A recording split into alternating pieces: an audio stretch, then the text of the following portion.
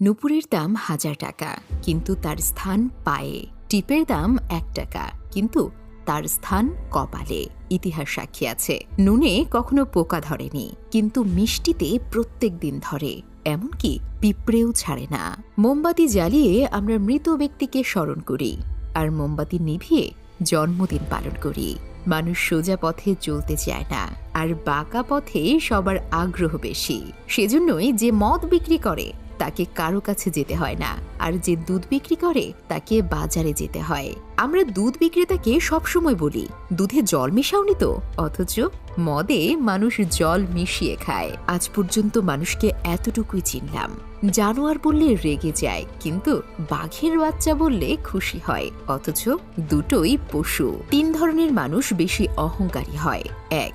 বেশি শিক্ষিত হলে। ২. সুন্দর হলে। ৩. হঠাৎ বড়লোক হলে।